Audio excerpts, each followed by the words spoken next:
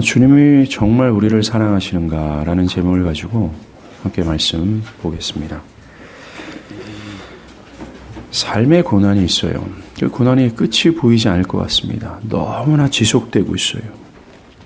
근데 문제는 그 고난이 끝날 것 같지도 않고 또 고난 속에서 하나님이 별다른 역사가 느껴지지 않는 것입니다. 또 교회를 한번 생각해 봅시다. 교회 안에 사람들이 하나님의 말씀으로 회심하는 역사가 예전같이 않을 때가 있습니다. 마치 진공 상태에 있는 것처럼 그 하나님의 역사가 어떤 있는 것 같은 느낌이 전혀 들지 않을 때에 우리 마음의 저변에는 질문이 생깁니다. 정말 하나님 살아계십니까? 하나님이 여전히 우리를 사랑하십니까? 라는 질문을 하게 되는 경우가 있습니다. 그리고 올해는 올해 마지막 시간에 서 있는 시점에 와 있습니다. 올 한 해 우리는 나 나름대로 하나님을 향했고 그분을 의지하면서 무언가 열심히 했건만 나에게 주어지는 열매는 거의 없고 엄청나게 불어난 빚이 생겨났고 여전히 해결해야 될 무거운 과제만 남게 있을 때 우리는 자연스럽게 우리의 마음에 하나님 이거는 아니지 않습니까? 어느 정도는 해주셔야 되는 거 아닙니까? 정말 나를 사랑하십니까? 라는 반문을 하게 되죠. 지금부터 2400년 전에도 이와 똑같은 질문한 사람들이 있습니다. 바로 오늘 본문 2절에 주께서 어떻게 우리를 사랑하십니까? 즉 정말 하나님 나를 사랑하는 거 맞습니까? 라고 질문했던 이스라엘 백성들이에요. 이들에 대해 하나님은 내가 너희를 사랑하노라. 현재 완료로 되어 있어요. 즉 과거부터 현재에 이르기까지 지속해서 끊임없이 나는 너희를 사랑했다. 라고 말씀하시는 겁니다. 하나님께서 우리를 사랑하신다. 하나님은 사랑이다. 이런 말들요. 굉장히 진부한 기독교 메시지처럼 느낄 때가 굉장히 많습니다. 고속도로에 있는 큰 광고판에 하나님은 당신을 사랑하십니다. 아니면 영어로 God is love. 너무나 평이한, 너무나 일반적인 기독교 메시지처럼 느껴진다는 거예요. 정말 하나님의 사랑이 느껴지지 않아도 많은 사람들은 하나님의 사랑입니다. 라고 습관처럼 말할 정도입니다. 교회 안에 있는 사람들도 솔직히 하나님이 정말 나를 사랑하는 것에 대한 체감도 없음에도 불구하고 그냥 하나님 우리를 사랑한다라고 굉장히 습관적으로 얘기하죠. 특별히 기도를 하고 있어요. 어떤 문제 때문에. 근데 아무런 응답이 없고 아무런 역사가 일어나지 않을 때 불경건하게 느껴질지 모르지만 하나님께 대해서 굉장히 배신감을 느끼게 되죠. 그때 우리는 이런 하나님의 배신감을 하나님의 은혜를 간구하여 이 마음이 해소되기를 바라서 그 실망과 배신감 속에서 자유함을 얻기보다는 그저 이것을 억누르면서 이건 불경한 생각이야. 그냥 무마하고 아무렇지도 않은 것처럼 위선을 떨며 교회에 앉아 있는 거예요. 그러다가 갑자기 큰 시험에 들어갑니다.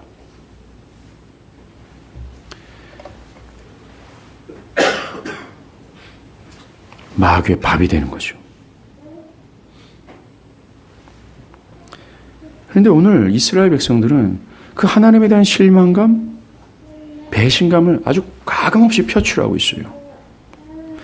어떻게 보면 이 이스라엘 백성들이 굉장히 솔직하게 느껴질 정도입니다.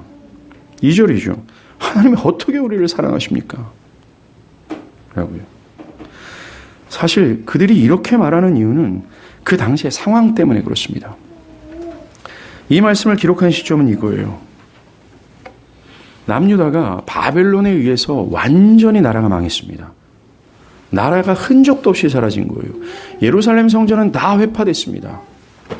그런 이후 70년이 지난 이후에 에레미야의 예언처럼 딱 70년 만에 다시 성전이 재건하는 일이 있어요.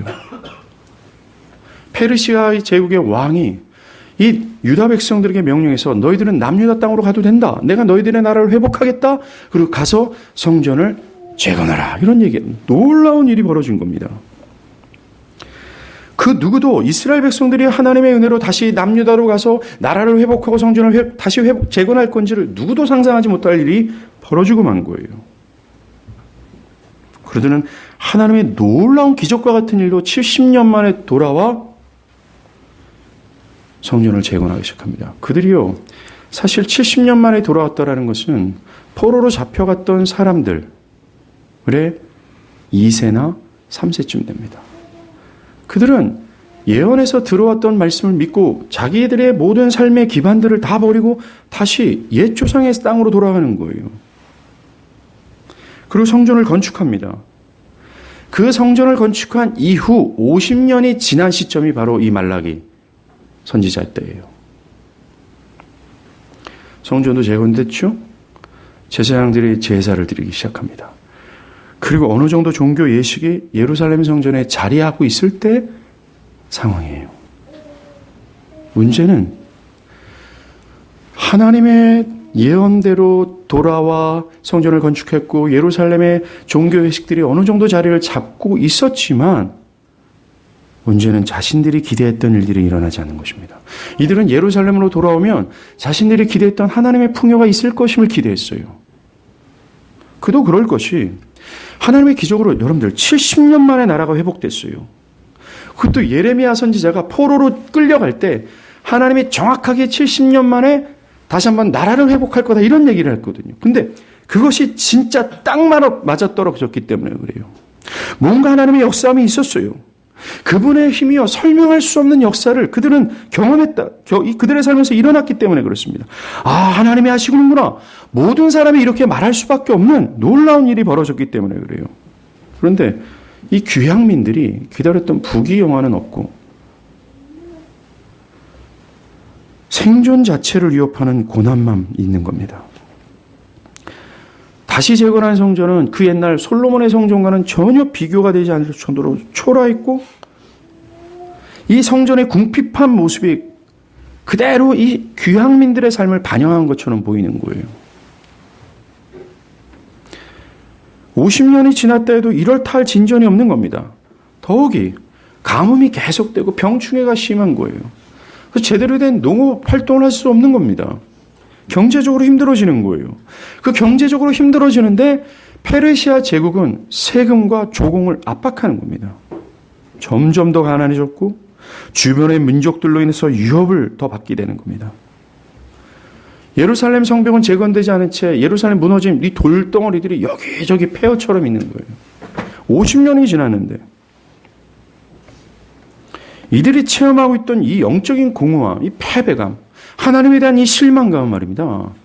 현재 그들이 닥치고 있는 이 경제적인 어려움보다 더 컸어요. 그만큼 이들은 하나님에 대해서 실망했다라는 겁니다.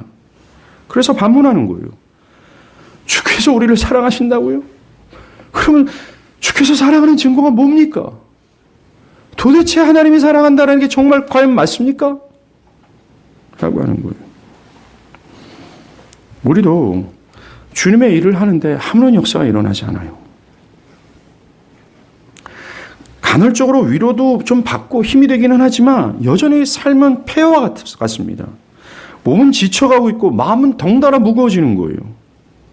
외롭기도 하고 그 누구도 알아주지 않는 고독감이 우리가 더해갑니다. 누구에게도 하소연할 수 없을 정도로 때로는 많은 사람들이 나에게 등을 돌리는 거예요. 하소연해봤자 아무런 내 마음의 해소가 되지 않고 삶은 여전히 폐허가 상태에 이어지는 거예요. 그럴 때 우리는 똑같이 묻는 겁니다. 하나님을 사랑하신다고요? 하나님 변했습니다.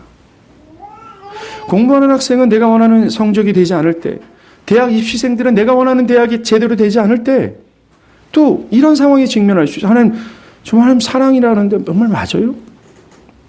하나님 변했습니다. 결국 이러한 실망과 패배함으로 그들의 신앙은 위축되기 시작하는 거예요. 하나님을 향해서 더 가까이 가기보다는 하나님을 점점 멀리하기 시작하는 거죠. 삶의 시련에 휩쓸려가지고 하나님과의 생생한 관계가 무너져가는 겁니다. 매우 위험한 상황에 처해가는 거죠. 그리고 마귀는 우리의 심령에 불을 지르기 시작합니다. 그리고 더 우리의 상황을 악화시키죠. 어떻게 해야 될까요? 어떻게 해야 될까요? 이러한 상황이 계속되어다가는 정말 하나님께 우리는 등을 돌릴 수밖에 없습니다. 그 원인을 찾아야 되고 이것을 해결해야 됩니다. 우리는 먼저 여전히 우리를 사랑하시는 하나님을 깨달아야 돼요. 하나님의 관심과 사랑은 여전하다라는 겁니다. 여전히 살아서 역사하고 계시다라는 거예요. 이스라엘은 앞에서 말한 여러 정황들로 인해서 하나님 변했습니다. 더 이상 우리를 기억하지 않는가 봅니다. 실망했어요. 그것에 대해 하나님은 첫 번째 응답이 이겁니다. 나는 변함없이 너를 사랑하고 있어. 너에게 관심을 베풀고 너희들을 향한 언약은 변하지 않았어. 라고 말하는 거예요. 그러면서 그 증거를 보여달라고 하는 그들에 대해서 하나님은 그들이 잊고 있었던 가장 중요한 사랑의 증거, 그들이 기억해야 될 가장 중요한 사랑의 사실을 말씀하시는 겁니다. 우리가 이러한 상황에 있을 때 기억해야 될 가장 중요한 하나님의 사랑의 증거가 지금부터 제가 말씀드리는 거예요.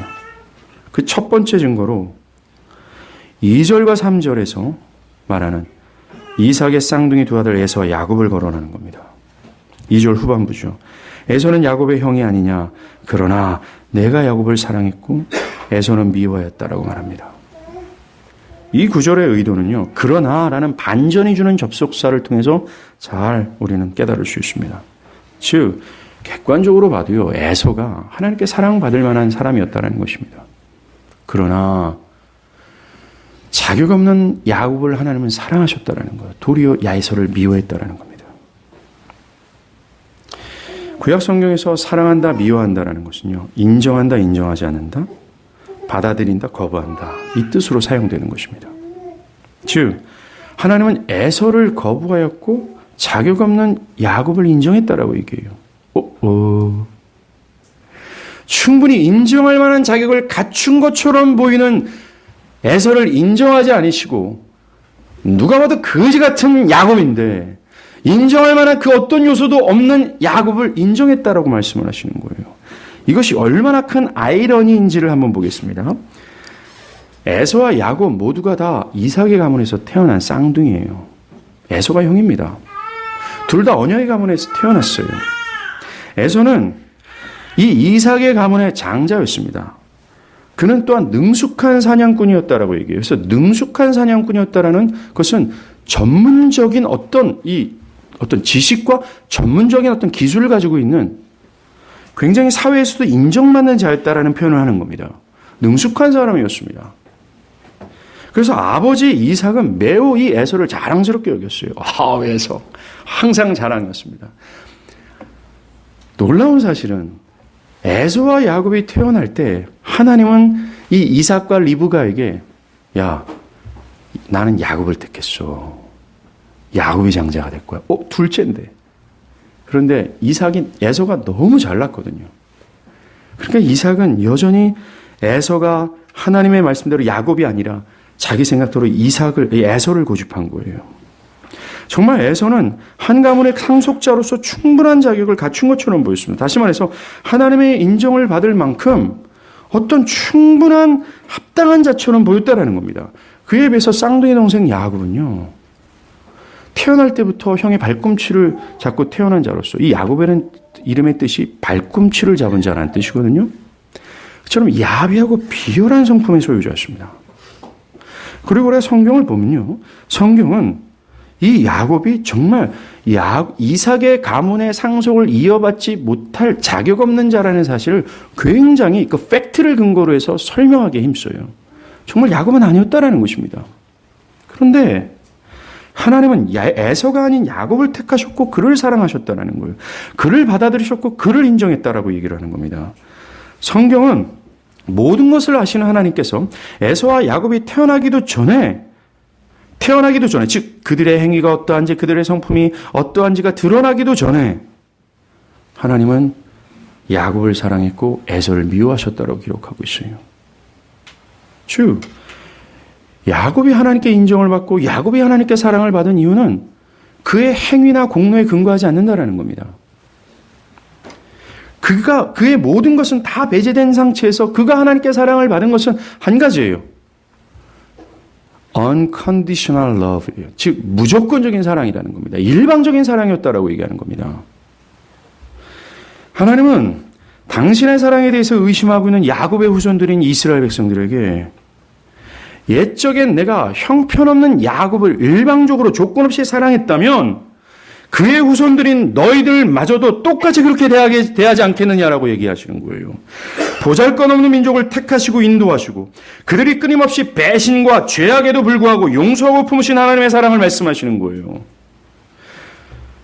하나님께서 야곱과 야곱의 후손들을 선택하시고 사랑하는 것이 그들의 어떤 의로운 행위 때문이 아니라는 것입니다. 자격 없음에도 불구하고 베푸신 하나님의 일방적인 사랑 때문에 그렇다라고 얘기해요. 만약 그들의 어떤 선한 행위, 어떤 자격을 갖춘 것 때문에 하나님이 그들을 사랑한다면 그들의 행위가 좀 모자라거나 그들이 죄를 지면 하나님이 그들을 사랑하겠습니까? 아니에요.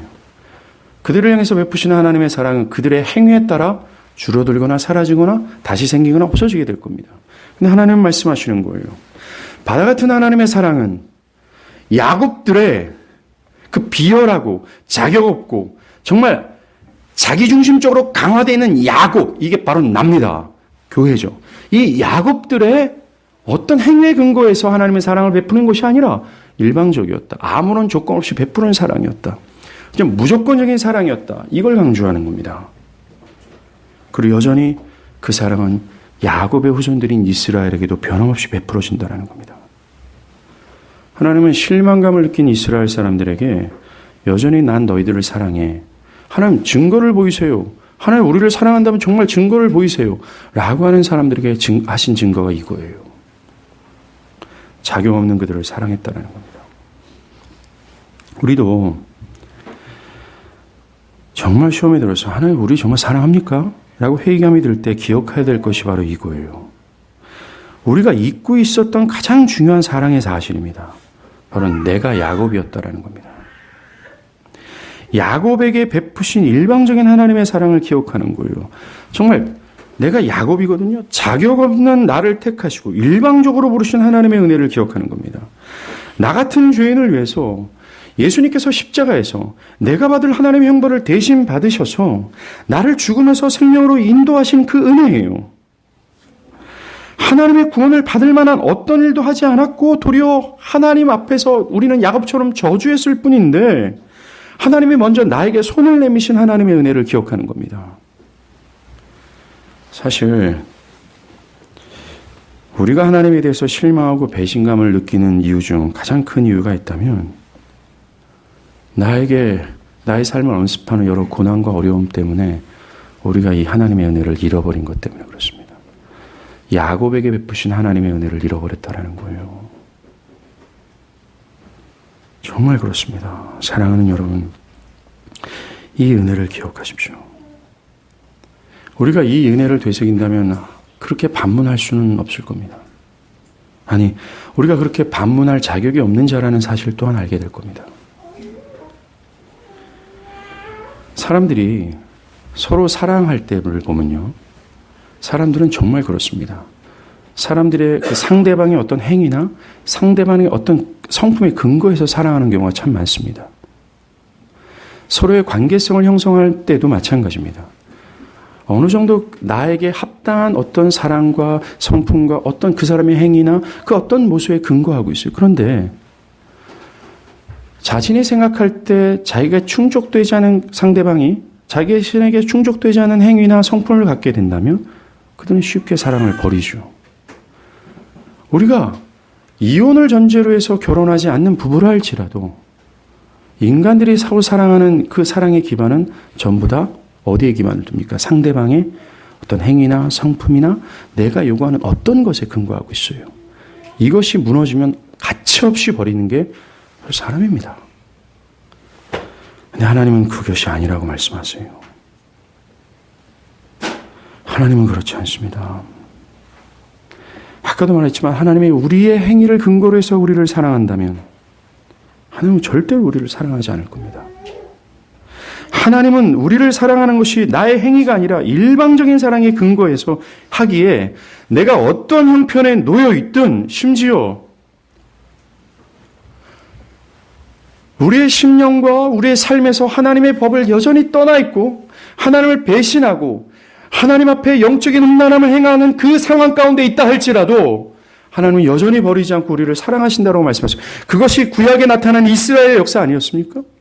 시내산에서 분명히 하나님 앞에 이 십계명을 두고 언약했어요. 오 하나님, 내가 하나님의 말씀을 다 따르겠습니다라고 했지만 그들은 단 한 달도 못 가서 하나님을 저주했고요. 이스라엘 전체 역사, 남유다와 북이스라엘 전체 역사는 우상으로 가득했고 하나님을 반역했고 하나님의 말씀을 따르는커녕 그들은 이방신전을 통하여 그들의 육적인 번영을 누리고자 했다는 겁니다. 그러나 하나님 말씀하세요.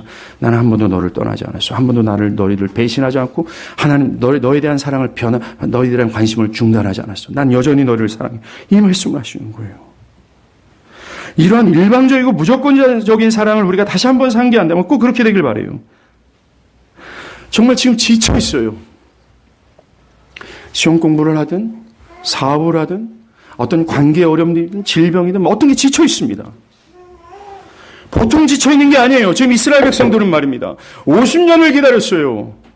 우리의 삶에도 50년 동안 기다릴 만큼 지쳐 있는 상황이 있을 때가 있어요. 징병상등처럼 정말 아무런 공기의 흐름이 없는 것처럼 하나님의 역사가 아무런 흐름이 없는 것처럼 느껴질 때가 있어요. 그때 나 같은 야곱을 무조건적으로 사랑하셔서 변함없이 그 영광스럽고 크신 하나님이 먼지 같은 나를 여전히 관심을 두고 사랑하신다는 이 사실을 우리가 상기한다면 우리 앞에 나를 향해서 여전히 인자한 얼굴로 손을 내미시는 하나님의 은혜를 볼 거라는 겁니다. 그래서 우리는 연약해진 무릎을 다시 일으켜 세워서 하나님을 향해 달려갈 거예요. 하나님 증거를 보이세요. 라고 물어볼 때 증거 보인 게 이거예요. 너희 그 야곱 같은 너희를 구속하신 하나님의 은혜라는 겁니다. 이게 회복이에요. 그럴 때는 회복의 근거는 복음에 있는 겁니다. 사람의 어떤 말이나 위로 인생을 살다 보면 말입니다. 정말 저도 이제 아직 50은 아니지만 50을 바라보고 있는데 한순간이에요. 그거 정말 맞는 것 같아요. 다시 한번 나에게 힘을 주고 다시 한번 나를 일으키고 다시 한번 하나님을 향해서 전진할 수 있게끔 뭔가 소망을 갖고 뭔가 툭툭거리고 정말 이 무한함이 피마르고 모든 것이 황폐한 그 상황에서도 소망을 갖고 기쁨을 향해서 전진할 수 있게 하는 것이 복음이었다라는 거예요.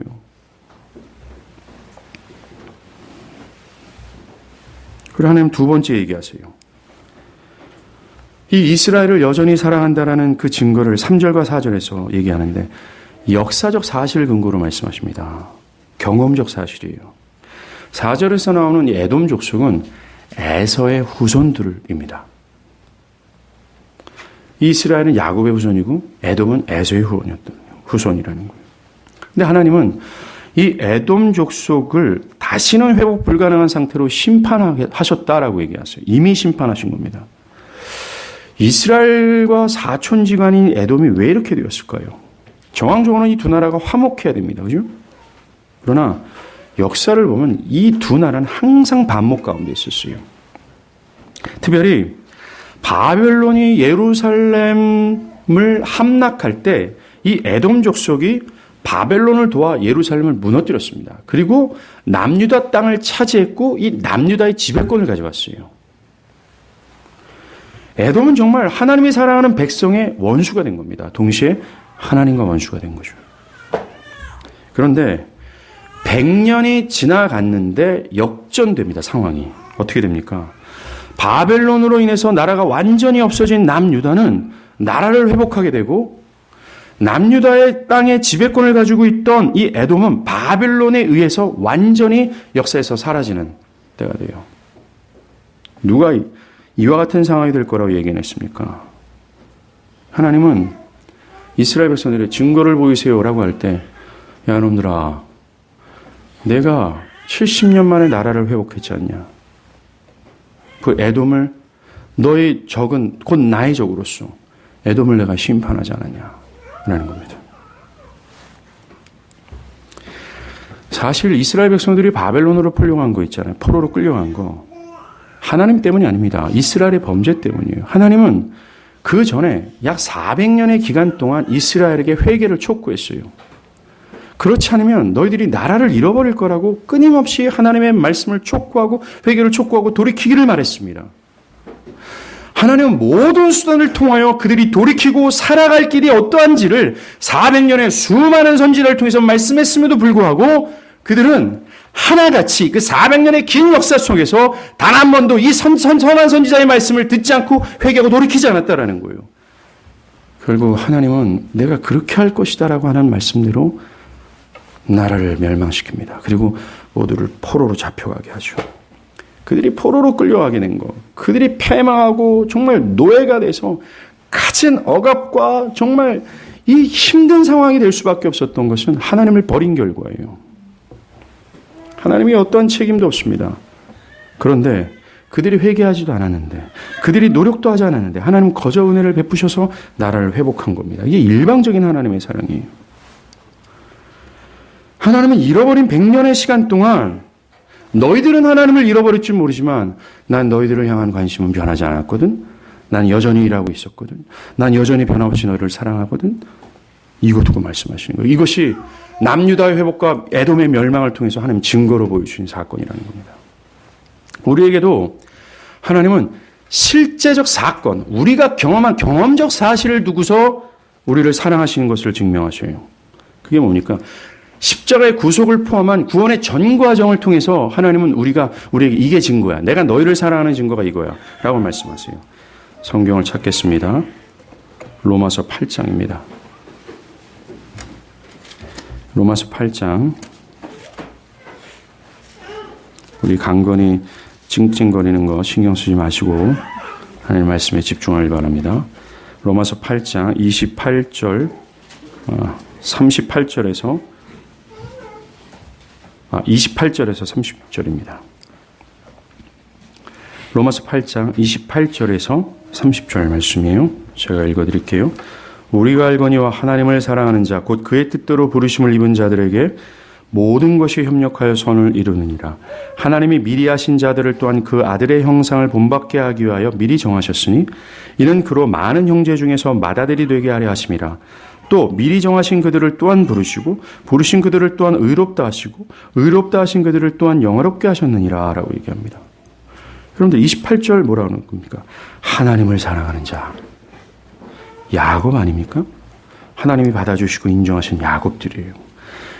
이들을 향해서 하나님이 어떠한 사랑을 베풀었는지를 이 실제적인 역사를 나열하고 있어요. 먼저 이들을 하나님이 부르신 것이 이들의 선한 행위 때문이 아니라 하나님의 뜻대로 부르셨다고 얘기합니다. 하나님의 주관적인 뜻과 계획에 따라 이들을 불렀다라고 얘기합니다. 그러면서 29절부터 자세히 설명합니다. 처음으로는 이들을 창세 전에 굉장히 오래전부터 선택하시고 구원하시고자 예정하셨다고 말씀하시는 거예요. 하나님이 아들의 형상을 본받게 하기 위하여 미리 아시고 미리 정하셨다라고 얘기합니다. 그리고 30절에 그들을 또한 부르시고 하면서 성령의 효과적인 부르심을 거론하는 거예요. 그리고 부르심을 받은 그들을 의롭다 하시고 인정하시고 영화롭게 하셨다라고 말씀하십니다. 이 구절 사이에는 하나님의 선택, 창세전에 여기서 나오지 않지만 우리는 에베소 1장의 이 부분을 정확하게 말하는 걸 알 수 있습니다. 언제? 창세전. 이 땅이 지음받기 창세전에 하나님은 그들을 선택하셨고 그들을 구원하시고자 예정하셨고 그리스도의 십자가로 그들의 죄사함을 해결하시고 그들을 진짜 구원하시고자 성령 그들을 부르셔서 거듭나게 하시고 의롭다, 즉 인정하시고 결국 그들을 영화롭게 하시는 거예요. 즉 우리가 받은 구원에는 우리의 자랑과 교만과 자기 의존을 완전히 배제하고 있다는 겁니다. 하나님을 사랑하는 자, 모든 것이 협력하여 하나님을 사랑하는 야곱들에게만 하나님의 구원은 야곱들이 가지고 있는 어떤 교만, 자랑할 만한 것, 어떤 자기, 이것이 완전히 배제되는 거예요. 구원에 대해서 실오라기 하나만큼도 인간의 공로가 없음을 말하는 겁니다. 모든 공로를 하나님께만 돌리고 그 앞에 인간의 모든 것을 부정하고 있다는 거예요. 성경은 철저히 구원에 있어서 인간의 자랑과 교만을 배제하고 있어요. 성경에서 말하는 믿음 말입니다. 믿음은 스스로는 자신의 죄를 해결할 수 없는 죄인이 자신의 죄를 해결하신 그 그리스도의 죄사함을 믿는 것뿐만 아니라 구원의 정과정 안에 있는 하나님의 역사를 믿는 것까지 포함돼요. 즉 그리스도를 믿는 것과 구원의 정과정에서 역사하시는 하나님을 믿는 겁니다. 뭡니까? 그 믿음에는 뭐가 포함될까요? 자신의 공로가 배제되는 것이 포함되는 겁니다. 이 구원에는 내가 어떠한 것도 기여하지 못했습니다. 하나님이 택하시고 예정하시고 나를 부르시기까지 하시고 이 죄사함의 문제도 그 아들을 통해서 해결하시고 나를 의롭게 하시고 나를 영화롭게 하는 모든 구원의 전 과정을 하나님께서 하셨습니다. 우리는 만약에 여러분들이 정말 야곱이여 교회라면 이것을 여러분들이 체험적으로 경험적으로 갖고 있는 사실로 받아들이게 될 겁니다. 하나님은 이 경험적 사실을 가지고 말씀합니다. 이게 너희들을 향한 사랑의 증거야 라고 얘기합니다. 자격 없는 야곱을 향해서 무작정이고 정말 일반적이고 무조건적으로 베푸신 하나님의 사랑을 말씀하시면서 이게 증거야 라고 말씀하시는 거예요. 목사님 이겁니까? 이것밖에 안 됩니까? 어떤 분들은 목사님 야곱을 일방적으로 사랑하는 거 말고요. 구원의 전과정에서 우리를 다 구원으로 인도하신 건 말고요. 다 그건 말고 그건 상식이니까 그런 신학적인 교리적인 이야기 말고 좀 모호한 얘기 말고 좀 실제적으로 하나님 우리를 사랑한다라는 얘기 없습니까? 저의 견해에 따라 말씀하는 것이 아니라 성경이 그것만 말합니다.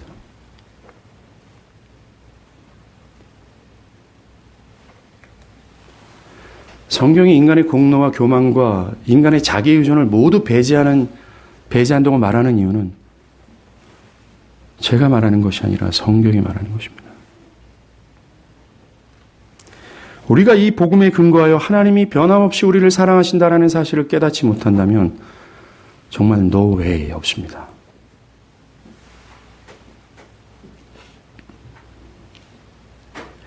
이 구원의 정과정을 우리가 복음을 통해서 깨달을 때 성령이 이것을 우리를 경험케 하심으로 그 속에서 정말 하나님의 사랑에 대해서 우리가 진지하도록 하나님 만드시는 거죠. 우리가 하나님의 사랑을 느껴지지 않을 때 기억해야 될 것이 바로 이겁니다. 우리는 영원히 기억해야 될 이 하나님의 사랑을 잊지 말아야 돼요. 야곱에게 베푸신 하나님이에요. 성경은 하나님이 죄인을 위하여 아들을 아낌없이 내어주셨다라고 얘기합니다. 의인이 아닌 죄인을 향해서 하나님은 아들을 아낌없이 즉 하나님의 전부를 내어주셨다라고 얘기하는 거예요. 제가 강연이 태어나서 이제 돌봐줄 사람이 그때 없었습니다. 저랑 제 아내가 이제 산후조리를 다 했는데 강연이가 요만했을 때입니다. 지금은 얼굴이 이만한데 요만할 때 그 하나님의 이거 안고면서 밤마다 재우면서 하나님의 사랑 때문에 울었어요. 내가 나를 지금 괴롭히는 저 나쁜 사람 때문에 얘 목을 딸 수 있을까 이겁니다. 성경에선 궁극적으로 하나님이 변함없이 사랑하시고 그 사랑이 일방적이라는 사실을 계속해서 강조하는데 그 강조하는 것의 하이라이트가 이거예요. 죄인을 위해서 아들을 아낌없이 내어주셨다라는 겁니다. 다 줬다라는 겁니다. 더 이상 줄 것이 없다라고 말하는 겁니다. 너희가 사랑의 증거를 보여달라고 이미 다 줬어라는 거예요. 복음이 실망한 우리를 일으키도록 하십시오. 지쳐있고 무거운 주름으로 인해 버거워하는 지금의 현실에서 나를 일방적으로 사랑하는 하나님을 좀 알기를 바라요. 하나님이 여전히 나를 사랑하시는구나 라는 거예요. 만약에 여러분들이 이 복음에서 그 하나님이 여전히 나를 변함없이 사랑하신다라는 사실을 간직해 오고 있으며 또는 그것으로 회복되어 있다면 바울의 고백을 하게 될 거예요. 로마서 8장 38절과 39절입니다. 내가 확신하노니 바울은 conviction이라는 단어를 써요. 확신한다라고 얘기합니다. 흔들리지 않는다라고 얘기합니다. 누가 뭐래도 나는 뒤로 물러나지 않는다라고 얘기해요. 내가 확신하노니 사망이나 생명이나 천사들이나 권세자들이나 현재일이나 장래일이나 능력이나 높음이나 깊음이나 다른 어떤 피조물이라도 우리를 우리 주 예수 그리스도 안에 있는 하나님의 사랑에서 끊을 수 없으리라 라고 말하는 겁니다. 그렇게 할 거다 will 라고 말하는 겁니다. 성경에서 하나님께서 사랑의 증거를 제시한 이 두 가지 사안을 통해서 말합니다. 정말 그들은 stand firm 할 거예요. 강건할 겁니다. 뒤로 물러나지 않을 겁니다. 여러분들이 뒤로 물러나 실망하고 패배감과 배신감을 느끼는 이유는 우리가 영적 전역에서 배운 것처럼 믿음의 방패를 소멸한 거예요. 이 하나님의 크신 사랑을 들지 못하는 겁니다. 그 어떠한 지금 사도 바울이 했던 그 수많은 요소들 안에서도 이 사랑이 끊어지지 않을 거라는 그 컨빅션하는 그 확신하는 이 바울의 이 기계가 없는 겁니다. 바랍니다. 하나님의 사랑으로 일어나십시오. 그렇다면 질문이 생겨요. 이 이스라엘의 질문이었습니다. 만약 하나님이 여전히 사랑하시고 여전히 관심을 갖고 있다면 지금 현실이 뭐냐 이겁니다. 당면한 여러 문제들은 과연 어떤 의미가 있냐라는 겁니다. 가난, 고통, 굉장히 부조리했거든요. 이런 사회를 바라보면서 하나님 우리를 사랑하시고 관심을 가지신다면 왜 이러한 일들을 우리에게 허용하시냐라는 질문이 생기는 겁니다. 성경은 고난에 대해서 여러 가지 답을 해줍니다.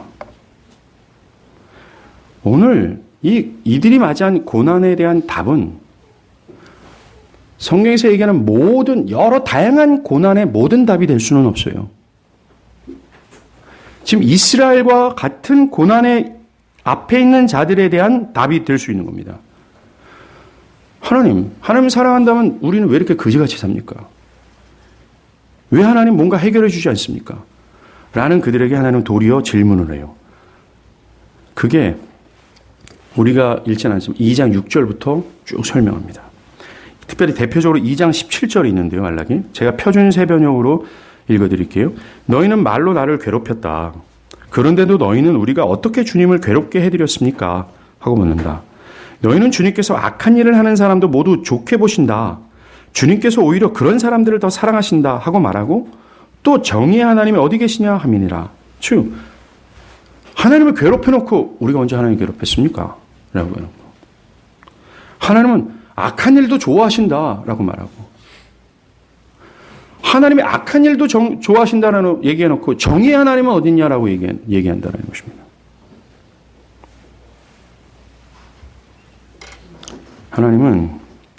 하나님께서 관심과 사랑은 여전하지만 그들이 받고 있는 고통과 사회 부정의와 가난은 바로 그렇게 어려움을 봉착한 그 이유는 바로 그들이 하나님의 말씀을 준수하지 않았기 때문이다라고 말씀하시는 거예요. 그들이 실망하는 상황이 있기 전에 그들이 실망하는 상황을 만나기 전에 그들의 삶을 보면 왜 그들이 실망하게 될 수밖에 없는지를 찾을 수 있다는 것입니다. 즉 사실 그들이 겪고 있는 상황, 이 실망은 그들의 범죄가 원인이에요. 범죄가. 말라기 2장 8절에서 9절을 보면 너희는 옳은 길에서 떠나 많은 사람을 율법에 거스르게 하는도다. 나 만군의 여호와가 이르노니 너희가 레위의 언약을 깨뜨렸나니 너희가 길에서 이 길을 지키지 아니하고 율법을 행할 때 사람에게 치우치게 하였으므로 나로 하여금 모든 백성 앞에서 멸시와 천대를 당하게 하였느니라. 언약을 욕되게 하고 여호와 것을 훔쳤고 이방 민족과 결혼하는 등 그 당시 유대 백성들은 하나님의 언약을 총체적으로 파괴했다라는 거예요. 이들의 영적인 진정한 상태가 이렇다는 겁니다. 그러하게 이들은 하나님이 정말 우리를 사랑합니까? 라고 반문하기 전에 자기들을 성찰하고 자기들의 범죄를 인식하고 있었어야 된다는 거죠. 이것이 사람들의 문제입니다. 사실 아담의 타락한 본성을 갖고 있는 우리들은요, 자신을 돌아보기보다는 외부에게 블레임하는 데 굉장히 강해요. 여러분들, 아담과 하와가 선악과를 먹었잖아요. 하나님이 너 왜 먹었냐? 라고 묻자 아담과 하와는 하나님 잘못했습니다. 참 하나님 내가 말씀을 어겼습니다. 라고 얘기하지 않고 어땠어요? 여자 때문입니다. 이런 남편도 힘들어집니다. 진짜. 여자는 뱀 때문입니다. 자기를 성찰하기보다는 항상 외부의 요소를 블레임하는 것이 이 죄의 습성 중에 하나입니다. 이스라엘 백성들도 똑같아요. 그들은 나름대로 할 말이 있었어요. 먼저는 선지자들이 이스라엘로 귀향하게 되면 하나님의 축복이 있을 거라고 말하지 않았냐 이거예요. 근데 현실이 그렇지 않은 겁니다. 그리고 굉장히 어려운 와중에서도 우리 부모들은 성전을 건축했다.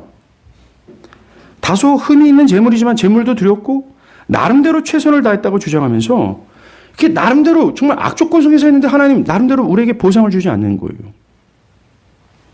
이들은 이미 무조건적인 하나님의 사랑을 잃어버렸습니다. 그 무조건적인 하나님의 사랑으로 깨달아 자원하는 심령이 사라지고 그들의 나름대로 열심히 했던 그거를 포커스하면서 보응사상에 매여 있는 겁니다. 즉 내가 이만큼 했으니까 하나님도 나에게 합당한 무엇인가를 줘야 되는 거 아닙니까? 라는. 여러분들 복음의 반대는 보응입니다. 이 보응사상이 우리 뼛속 깊숙이 있어요. 기독교를 이해하기 위해서는 이 보응사상이 사라져야 되는 겁니다. 심지어 예수님은 누가복음 7장에서 뭐라고 말씀하세요? 노예가 정말 아침 저녁으로 연락이 이랬어요. 딱 왔는데 오늘 수고했다 하는데 주인이 야 개똥아 일로 와서 내가 밥 먹으니까 옆에서 수발 들어라. 그럴 때 종이 누가 내가 지금까지 수고했잖아요. 좀 나 쉬어야 되잖아요. 누가 그런 말 하겠냐. 옆에 서서 수발 든 다음에 종은 나는 무익한 종입니다. 이렇게 얘기하지 않겠냐. 주님은 교회를 향해서 슬레이브, 무익한 종이 되라고 말하는 겁니다.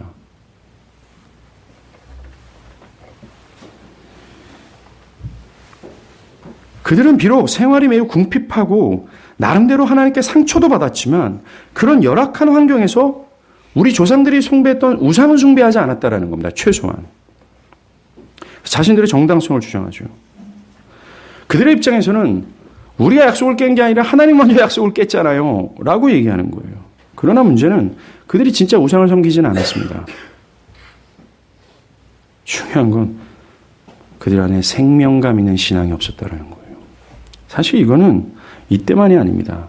하나님 율법을 선언하기 이전부터 하나님은 생명감 있는 진짜 형식적이고 의식적인 것이 아니라 살아있는 신앙을 하나님 요구했었어요. 그들은 아닙니다. 또 사실적으로 말라기서를 쭉 읽다 보면요. 그들은 율법을 따르지 않았고 그 어떤 의무도 준수하지 않았습니다. 11조의 문제, 이혼, 탈세, 가난한 자를 업신여긴, 성전제사에 부정한 짐승을 드린 것 등등이 있어요. 그러하게 하나님은 그들에게 축복하지 않은 겁니다. 즉 이들이 받은 고난은 이들이 자초한 것으로서 하나님이 이것을 허용하신, 이들에게 고난이 허용하게 하신 이유는 그 고난을 통하여 하나님께 돌아오라고 하는 하나님의 사랑이 일환이었다라는 거예요. 저 개인적으로는 여러분들 중에 여러 가지 일들로 인해서 지쳐있는 사람들이 있습니다. 그 지쳐있을 때 하나님 정말 살아있습니까? 하나님 정말 사랑입니까? 라고 반문하는 그분들에게 도리어 질문하고 싶습니다.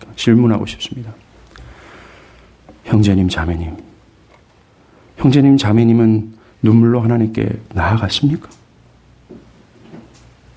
하나님은 지금 형제 자매에게 그 눈물의 기도를 요구하고 계시는데 하나님께 눈물을 엎드려 보셨습니까? 하나님께 그 은혜의 힘을 달라고 하나님께 기도하셨습니까? 하나님께서 어찌 하실 거라고 한다는 그 탄식하는 마음으로 하나님 좀 나를 좀 어떻게 해달라고 하는 그런 간절한 마음이 있었습니까? 라고 묻고 싶습니다. 지금 이들에게 고난을 허용하시면서 하나님께서 의도하신 바는 이거예요. 돌이키라는 겁니다. 너희가 만약 돌이키기만 한다면 하나님께서는 충분한 사랑을 베푸실 거라는 거예요. 우리도 마찬가지입니다. 우리가 하나님 정말 살아있어요 라고 반문하기 전에 먼저 나의 범죄와 과연 내가 하나님을 열렬히 사랑하는가를 돌아볼 필요가 있다는 거예요. 먼저 나를 점검해야 된다는 거예요. 나의 영적 상태가 어떠한지를요. 그것을 살피고 하나님과 관계가 내가 어떠한지를 바라보는 겁니다. 그러나 자기를 돌아보지 않는 사람이죠. 자기에 의해 매여 있는 사람입니다. 이들은 자꾸만 자신의 신앙적 행위가 나름대로 최선을 다했다라고 여기는 사람들입니다. 이들은 자신의 범죄를 돌아보기보다는 나름대로 자기 일을 주장하고 있어요. 자기들이 고생하면서 주님께 무엇인가를 한 것에 대해서 많은 무게를 두는 겁니다. 나름대로 주일을 성수했고 나름대로 복잡한 일이 있었음에도 불구하고 교회를 섬겼고 나름대로 진리를 추구하고 이렇게 자기 일을 주장하는 사람들은 자기 행위를 근거로 해서 하나님께 반문해. 내가 이 정도 했으면 좀 하나님 뭐 좀 반응해 줘야 되는 거 아닙니까? 라는 거예요. 기독교에서는 그런 게 없습니다. 다른 종교에는 있을 수 있습니다. 우리는 하나님을 원망하기보다는 나를 좀 살필 필요가 있어요. 왜냐하면 여전히 하나님은 우리를 사랑한다고 했고 그 변함없는 사랑을 베풀고 있고 여전히 우리에게 관심을 베풀고 있다라고 하는 전제 속에서 우리는 이 말씀을 깨달아야 돼요. 여전히 그 하나님은 그러고 있어요. 문제는 납니다. 하나님이 변한 게 아니라 내가 변질됐다라는 거죠. 오늘 보면 1절에 보면 말라기를 통하여 이스라엘에게 하신 경고라라고. 이 경고라는 표현이요. 구약성경에 잘 나오지 않습니다. 이 경고라는 것이 유혹과 협박이 아니라 원어로 따지면 무거운 짐이란 뜻이에요. 다른 부분에서는 여호와의 말씀으로 표현됩니다. 이 원어가. 즉 하나님의 말씀은 겸손한 자들에게 위로와 또 격려가 되지만 믿음으로 살지 아니하는 자들에게는 경고, 즉 무거운 짐처럼 느껴진다라고 얘기합니다. 말라기 당시의 이스라엘 사람들에게는 말라기가 대언하는 하나님의 말씀은 짐처럼 느껴졌어요. 무겁게 와닿습니다. 그렇지 않습니까? 하나님의 뜻을 기꺼이 수용해서 그것을 따르는 사람들이 하나님의 말씀은 기쁨이요 위로의 복이 되지만 반대로 그렇지 않은 사람들에게는 굉장히 무거워요. 막 부담입니다. 그냥 좀 차를 막 엇박하는 것 같고 제약하는 것 같고 하나님의 그 명령이 진짜 과격하지 않아요? 굉장히 상식적인 수준이라도 그냥 무겁습니다. 저는 여러분들에게 묻고, 여러분들은 하나님의 말씀이 위로입니까? 아니면 무거운 짐입니까? 경고로 와닿습니까? 그렇다면 이 경고하신 하나님의 말씀에서 내가 자유해서 다시 한번 하나님의 사랑을 느낄 수 있는 길이 뭘까요? 한 가지입니다. Just one way, 진짜 one way. 회개입니다. 하나님의 사랑을 잃어버리고 방탕하게 살았던 나를 회개하는 거예요. 하나님의 일방적인 사랑을 잊고 자기의 의를 주장하고 자기 공로를 내세웠던 것을 회개하는 겁니다. 에서처럼 나는 인정받을 만한 사람이야 라고 했던 교만을 회개하는 거예요. 나름대로 뭐 했다라는 교만에 사로잡혀서 자신의 상태를 정말 모른 채 하나님을 블레임했던 것을 회개하는 거예요. 그리고 야곱을 택하시고 야곱을 여전히 사랑하신 하나님의 사랑을 바라보는 겁니다. 말씀을 정리할게요. 현재 나의 삶에 아무런 하나님의 역사가 벌어지지 않는 것 같아요. 그때도 실망하지 마십시오. 기대하는 일들이 있는데 이게 이루어지지 않아요. 더뎌져요. 또 이루어지지 않아요. 결혼하는 것, 직장을 갖는 것, 사업과 학업과 자녀 문제 등 별다른 하나님의 도우심이 느껴지지 않는다요. 그런다 할지라도 여러분들이 잊지 말아야 될 건 하나님이 변함없이 나를 사랑하신다는 겁니다. 목회를 하는 저도요. 실망과 좌절할 때가 있습니다. 아무리 말씀을 전하고 기도하고 정말 뼈를 깎는 듯한 그 괴로움 속에서 하나님의 말씀을 전하면서 뭔가 영혼들이 변화되고 영혼들이 회심하는 일을 정말 바라지만 그것이 전혀 발생하는 것 같지 않는 것처럼 느껴질 때 하나님 이거밖에 안 됩니까?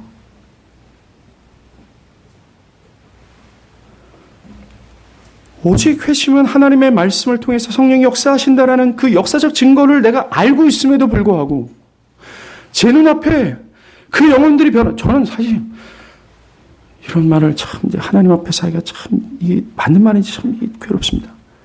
우리에게 커지는 거 별 관심도 없어요. 커지는 거 정말 참된 사람이 모여서 커진다면 모를까? 그렇지 않으면 불행입니다. 관심도 없어요. 저에게 관심이 이거 하나입니다. 하나님 말씀으로 좀 참된 사람들이 세워지는 거예요. 참되게 하나님의 사람들이 세워지는 겁니다. 그래서 참되게 하나님을 사랑하고 하나님을 영화롭게 하는 그게 뭐 돼야 되는 거예요. 근데 그게 막 안 되어지는 것처럼 느껴질 때 저도 막 나락으로 떨어지는 겁니다. 하나님 정말 정말 이거밖에 안 됩니까? 라고요. 근데 그때마다 제가 버티는 것은 이거예요. 하나님 여전히 나를 사랑하신다는 겁니다. 성경은 오늘 그걸 굉장히 소리표 외치는 겁니다. 하나님이. 야, 이놈들아, 내가 너를 사랑하고 있어. 라고요. 바벨론 포로기에 이스라엘은 하나님을 잊었지만 하나님이 잊지 않았어요. 하나님 일하고 있었습니다. 하나님을 의심하지 마세요. 힘을 내세요. 여전히 일하고 계시는 하나님을 기대하세요. 그 소망을 바라보세요. 그리고 기도하십시오. 조용한 방에서 기도하든 교회 와서 기도하든 우리 힘이 되신 하나님 좀 뭔가 해달라고 지치지 말고 꾸준하게 좀 기도 좀 한번 해보세요. 28년 우리 교회도 마찬가지입니다. 어느 시간대는 회심이 하나도 안 일어나는 것 같은 시간대가 있을 거예요. 야, 이거 큰일 났다.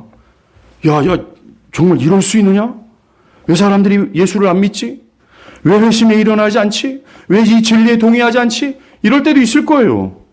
진공처럼 되어질 때가 있을 겁니다. 뭔가 예배당 이전하는 것도 뻑뻑합니다. 뭔가 순조롭지 않을 때도 있어요. 근데 잊지 마십시오. 하나님 여전히 살아있고 하나님 여전히 일하고 하나님 여전히 우리를 사랑하신다는 겁니다. 변함없이 하나님을 믿으십시오. 기도하시겠습니다.